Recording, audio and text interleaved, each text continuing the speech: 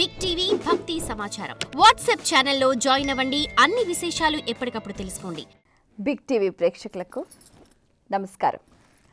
మాఘ పురాణం ప్రత్యేక కార్యక్రమానికి సాదర స్వాగతం. శ్రీ మహాగణాధిపతే నమః, సరస్వతీ నమః, శ్రీ గురుభ్యో నమః. 11వ అధ్యాయం మృగశృంగుని వివాహం. మనమంతా కూడా మాఘ పురాణం గురించి విషయాలు తెలుసుకుంటూ వస్తున్నాం. ఎంత ఆసక్తికరంగా ఉన్నాయంటే అబ్బో ఇన్ని ఉంటాయా, ఇలా ఉంటుందా అని కూడా చాలామంది ఆశ్చర్యం చెందుతూ ఉంటారు. అయితే మనం గమనించాం, ఇంతకుముందు సువృతతో పాటు ముగ్గురు చెలికత్తెలు, నలుగురు ఫ్రెండ్స్ కలిసి మాఘ స్నానానికి బయలుదేరినప్పుడు వాళ్ళని ఒక ఏనుగు తరుముతున్నప్పుడు వాళ్ళు బావిలో పడిపోతారు. ఈ స్టోరీ మనం కంటిన్యూస్గా వింటూ వస్తున్నాం కదా. బావిలో పడిపోయిన వాళ్ళని తీశారు, బయట పడుకోబెట్టారు, కళేబరాలు. అయితే మృగశృంగుడు వాళ్ళని కాపాడాడు, తన తపశక్తిని ధారపోశాడు, మళ్ళీ వాళ్ళని సజీవులుగా చేశారు. అయితే వాళ్ళు ఆ కొద్ది కాలం వాళ్ళు పైలోకాలకు వెళ్ళటం, చూసి రావటం, ఆ విషయాలంతా కూడా మనం తెలుసుకున్నాం కదా. అయితే ఇప్పుడు ఏంటంటే ప్రాణం పోశారు కదా. ఈ సువృత అనే అమ్మాయి ఉత్తమ లక్షణాలు కలిగిందనమాట. అయితే ఆ తల్లిదండ్రులు ఈ అమ్మాయి మా కోడలవుతే బాగుండు అని ఎంతో ఆశపడ్డారు. అలాగే మృగశృంగుడు కూడా తగిన కన్య కోసం వివాహం చేసుకోవటానికి వెతుకుతుండగా ఈ అమ్మాయిని చూసి ఇష్టపడ్డారు. ఆ మిగిలిన ముగ్గురు కూడా ఇతన్ని మృగశృంగుడిని ఇష్టపడతారనమాట. సువృతకు మృగశృంగుడికి వివాహం చేయటానికి అన్ని రకాల ఏర్పాట్లు చేస్తారు, అందరినీ ఆహ్వానిస్తారు. ముని బృందారక సందోహం, దేవీ దేవతలు అందరూ కూడా అక్కడ ప్రాంగణంలో ఉంటారు. అయితే ఈ మిగిలిన ముగ్గురు కన్యలు కూడా అతన్ని వివాహం ఆడడామని ఎంతో ముచ్చటపడుతూ ఉంటారు. అయితే మరి ఒకరికన్నా ఇంకొకరిని వివాహం చేసుకోవటం తగునా కాదా అని అంటూ ఉంటారు.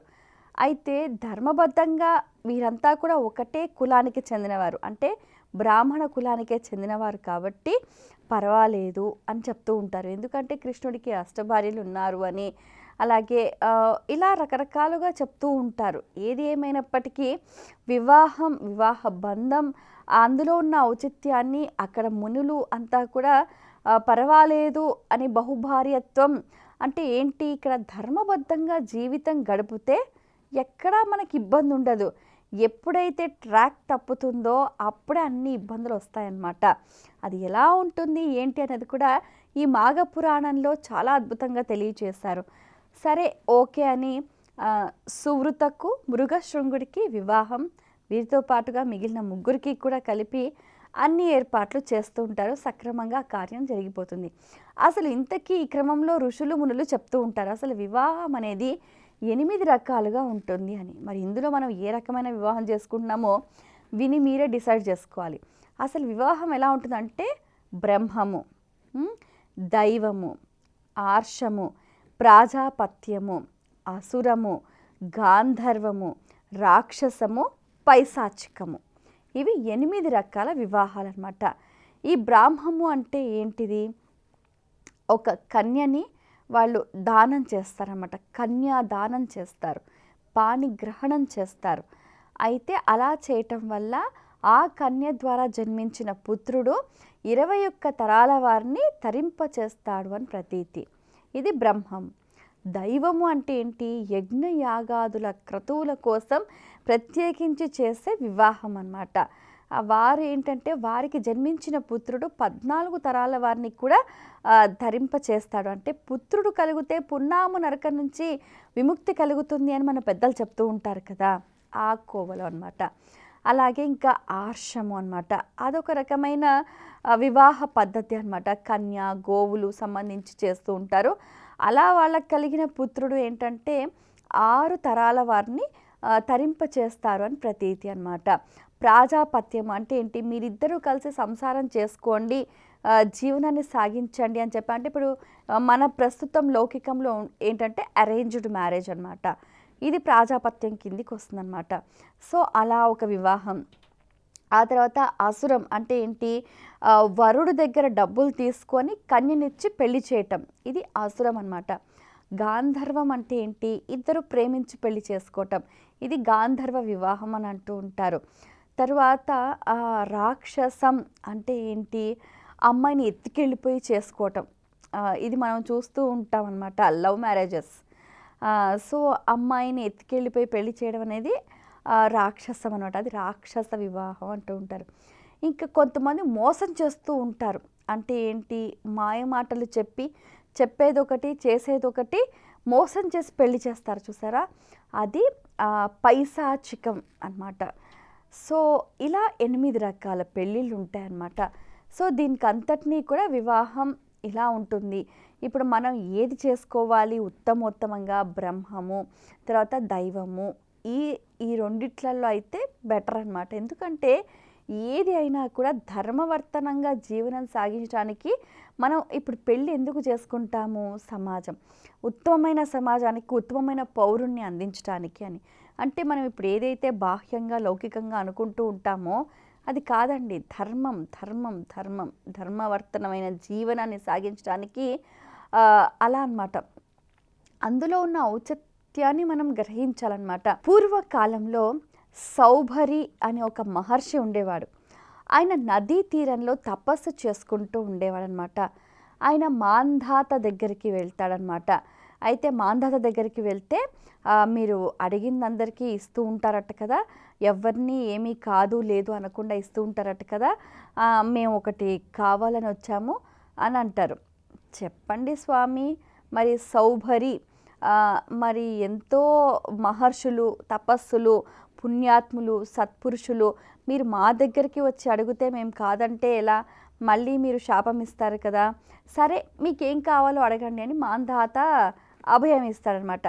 కాదనద్దు అని అంటాడు. అలాగే అని అంటారు. సరే నీకున్న 50 మంది కుమార్తెలలో ఒకరిని నాకు ఇచ్చి పెళ్లి చెయ్యి అని అంటాడు సౌభరి. ఇదేంటిది, నువ్వేమో ముక్కు మూసుకొని తపస్సు చేసేవాళ్ళు, నా పిల్లలేమో రాజకుమార్తెలు, వాళ్ళు సుఖము సౌఖ్యము అందము చందము రూపలావణ్యాలతోటి ఉన్నవారు.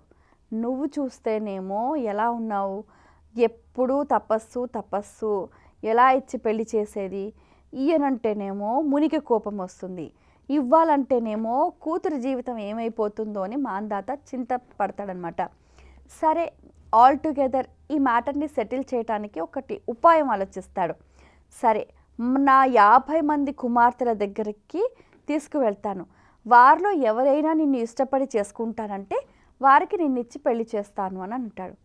సరే స్వయంవరం ఏర్పాటు చేయండి, ఏర్పాటు చేస్తారు. ఆ 50 మందికి ఇతను సౌభరి అని అతను ఎలా ఉంటాడో తెలియదు కదా. ఎంత విచిత్రం అంటే మునులు తపస్సంపన్నులు తలుచుకుంటే ఏదైనా సాధించగలరు అన్నది ఇందులో నిరూపణ అవుతుందన్నమాట. ఆయన సరే ఈ రాజు మాంధాత ఆదేశిస్తాడనమాట. సరే ఈ మహర్షిని మన రాజకుమార్తెలు ఉన్న భవనానికి తీసుకెళ్ళండి, ఎవరైనా ఇష్టపడతారేమో చూద్దాము, ఇష్టపడితే పెళ్లి చేసేద్దామని. ఆ రాజకుమార్తెలు ఉన్న మందిరంలోకి, ఆ భవనంలోకి ఈ సౌభర్యతరితులు ఎంటర్ అవుతూనే అసలు నవ మన్మధుల్లాగా సర్వాంగ సుందరంగా మారిపోతాడనమాట. అసలు అతని రూపలావణ్యాలు చూసి రాజకుమార్తెలందరూ కూడా ముగ్ధులైపోతారు. వారు వారి హృదయాలను జారవిడుచుకుంటారు. నేను చేసుకుంటా అంటే నేను చేసుకుంటాను, నేను చేసుకుంటా అంటే నేను చేసుకుంటానని పోటీ పడుతూ ఉంటారు. అసలు మొత్తం 50 మంది కూడా ఏకగ్రీవంగా వాళ్ళు ఒకే తీర్మానంతో మేము ఇతన్ని పెళ్లి చేసుకుంటాము అని అంటారు. ఎంత విచిత్రం చూడండి అసలు. తరువాత సరే ఈ 50 మంది మరి ఇచ్చిన మాట తప్పకూడదు, అందుకని సరే అని ఆ 50 మందిని కూడా ఇచ్చి మాంధాత ఈ సౌభరి అనే అతనికి పెళ్లి చేస్తాడనమాట. సరే కొన్ని రోజులు అయిన తర్వాత చూస్తాడు అసలు వీళ్ళ కాపురం ఎలా సాగుతుందో ఏంటో. ఈయన చూస్తేనేమో ముని, నా పిల్లలు చూస్తేనేమో రాజకుమార్తెలు అని అంటుంటారు. ఆయన ఏం చేస్తాడు అని అంటే సౌభరి అని అతను విశ్వకర్మ గురించి తపస్సు చేస్తాడు. తపస్సు చేసి విశ్వకర్మనే మెప్పించి నా భార్యలకు చక్కటి భవనాలు అన్ని సౌకర్యం ఉన్నవి నిర్మించి ఇవ్వు అని అంటాడు. మరి ఇతని తపస్సుకు ఆ విశ్వకర్మ మెచ్చి మొత్తం 50 మందికి కూడా చక్కగా మహారాణిలాగా వాళ్ళందరూ జీవనాన్ని సాగించే విధంగా చక్కటి రాజభవనాలు నిర్మించిస్తాడనమాట. అసలు వాళ్ళ ఆనందానికి అద్దే లేదు అసలు. ఎంత సంతోషపడిపోతూ ఉంటారో అసలు. తర్వాత రాజు వచ్చిన తర్వాత మాంధాత ఒక అమ్మాయి దగ్గరికి వెళ్ళి అడుగుతాడు, అమ్మాయి ఎలా ఉంది నీ జీవితం అని. అబ్బో చాలా బాగుంది నాన్న, చాలా హాయిగా హ్యాపీగా ఆనందంగా ఉన్నాను. ఇంకొకరి దగ్గరికి వెళ్తే కూడా సేమ్ ఆన్సర్ అనమాట. 50 మంది కూడా అంతే సేమ్ ఆన్సర్ చెప్పారనమాట. అంటే ఏంటి ఇక్కడ అంటే ప్రతి ఒక్కళ్ళు కూడా ఇలా 50 మందిని చేసుకోండి అన్నది కాదు విషయము. అవతల వ్యక్తి మనల్ని ఇష్టపడాలి, దానికి తగిన లక్షణాలు మన దగ్గర ఉండాలి. ఇక్కడ ఈ సౌభర్య అనే అతని దగ్గర ఏముంది? తపశ్శక్తి. ఆ తపశ్శక్తి అనేది సంపాదించాలి. అది మనం అందులో ఉన్న ఆంతర్యం ఏంటి అంటే తపశ్శక్తి అనమాట. ఈ తపశ్శక్తి అనేది ఎలా వస్తుంది? ఓవర్ నైట్లో వచ్చేది కాదు. సాధన సాధన సాధన. మీరు ఎప్పుడైతే ఒక దైవీ శక్తిని మీ లోపల ఆవహించుకుంటారో, ఆ దైవీ శక్తిని మీరు పొందుతారో, అప్పుడు మీరు ఏదనుకుంటే అది సాధించగలుగుతారు. ఆ దైవీ లక్షణాలు దైవీ శక్తిని పొందాలి అని అంటే తగిన సాధన అనేది అవసరం అన్నమాట. దాన్ని మనం అలవర్చుకోవాలి. అంతేకాని బహుభార్యత్వాన్ని ఆ కాన్సెప్ట్ని కాదు. అంటే ఇది పైకి కనిపించే కాన్సెప్ట్, అంతర్లీనంగా ఉన్న విషయాన్ని సంగ్రహం చేసుకోవాలి, దాన్ని మన జీవితానికి అన్వయించుకోవాలి. అది ఇందులోనే సారాంశం. స్వస్తి. For more videos like this, subscribe Big TV channel.